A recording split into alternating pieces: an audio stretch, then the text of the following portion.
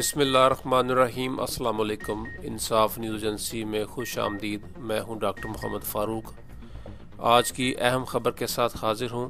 خبر شامل کرتے ہیں راولپنڈی سے، جہاں international human rights movement youth wing Punjab کے صدر خالد بنگش اور مرکزی صدر رانا نوید نے بے نظیر انٹرنیشنل ہسپتال میں جاری ہڑتال ختم کروانے کے سلسلے میں اقدامات اٹھانے پر گفتگو کی۔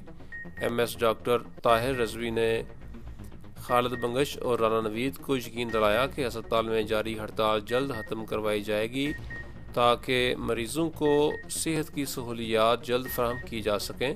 اس موقع پر یوتھ ونگ پنجاب کے نائب صدر منیر احمد بھی موجود تھے۔